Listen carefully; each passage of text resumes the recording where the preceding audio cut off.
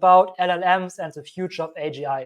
And I have a few scenes here that I want to play for you and play with you and look at with you. So let's listen to this, where it talks about LLMs and how many people see LLMs as so sophisticated, and they need to be, they are for sure conscious because they have such great output. And oh my God, LLMs are so amazing and great. And let's see what he says about it, because I think that's pretty interesting. Advancing to something like large language models that people look at it and go, oh my God, this feels conscious in some way. And yet we know it's just the prediction of the next token, the next word. It's nothing near to consciousness, but it's an evocation of it because it captures the embedded human consciousness and experience, which is embedded into language, and it takes that language and it evokes them in powerful conversational ways that we go, oh my God, this is amazing. There must be awareness there. To me, it says something very different.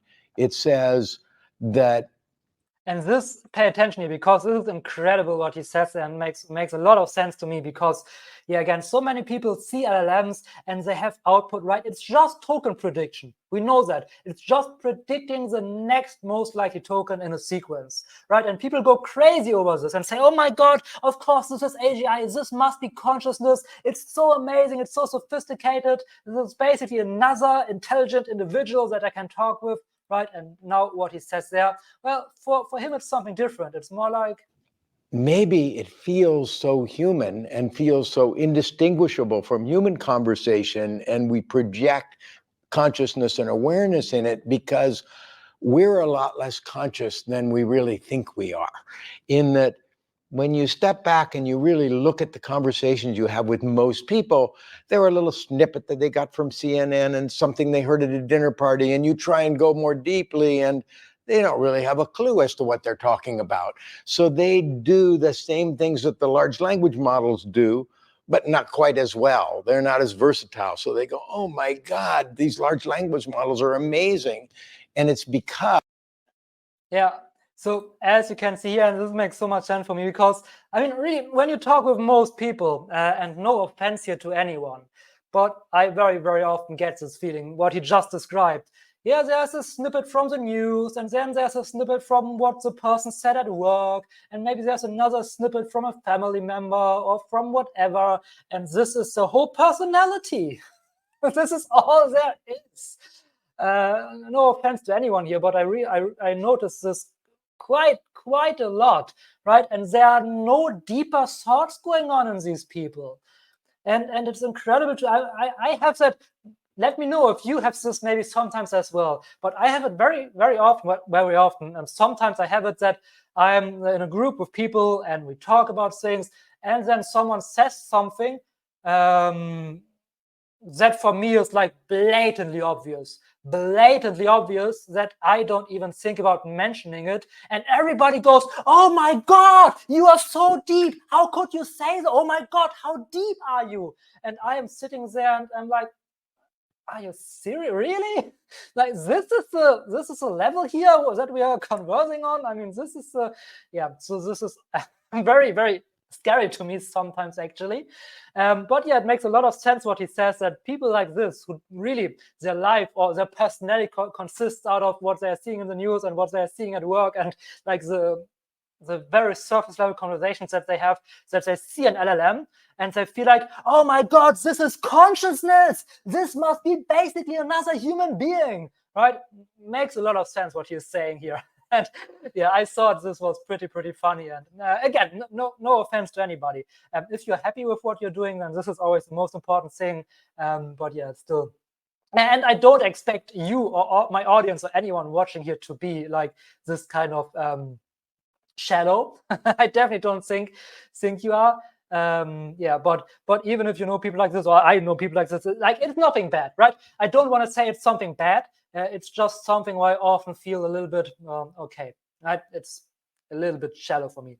Let's say it like this. It's just not for me. It's nothing bad inherently, because right, the most important thing is always that that whatever you do in your life, it works for you, right? That's the only thing that matters in the end.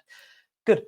But moving on here into the next interesting thing that he says, where he talks about superintelligence and how it how superintelligence might, or how we might feel like for superintelligence once superintelligence exists. So where was it? It was right around here. Because if you think of interacting with a superintelligence, and I'm convinced that that will be not so far away, what would that be like? Well, if you think of an IQ of 1,000 or whatever that would be, it doesn't really mean anything. You can't really think of something very bright. It doesn't feel very threatening. But if you think of computational speed and imagine what it would be like to interact with something that thinks so much more rapidly than we do and more deeply, I like to think of that in terms of the computational pace, so that what it would be like to be the computer, the AI, the AGI inside of an interface, a screen, watching us as, the person interacting with them, typing in their question or whatever, and they're thinking and engaging in 1,000 conversations or 100,000 conversations. Meanwhile, they keep looking back and we're like this.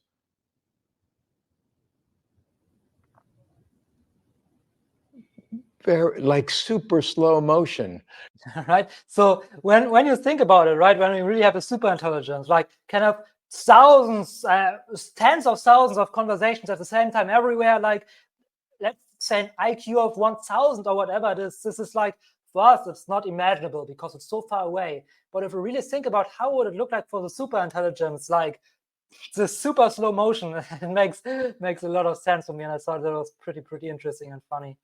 It very, very slowly. So the idea to think that we're going to be able to outfox such creatures, such entities, or somehow shape them, these emergent entities that are at another level of organizational complexity and depth, is absurd.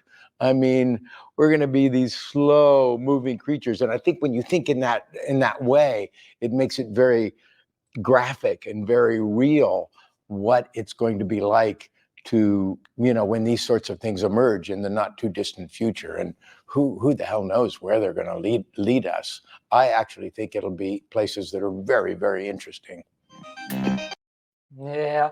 So yeah, again, another thing that I also said in a few videos, and also, for example, Charles Hoskinson and others talked about this as well. When we really achieve AGI or even ASI, it's ridiculous to think about that we can be in control of that, because they will just be so far beyond us, like so far beyond of what we can even comprehend if this really happens at one point, right? If we really achieve that. So the best thing we can really do, which is exactly what the ASI Alliance is doing, and what Dr. Van Gorsel talks about a lot, is to giving them the right foundation, to start with them, having them do beneficial and good things, like longevity research, for example, and not use them for anything malicious, like suppressions of opinions, like propaganda, things like that,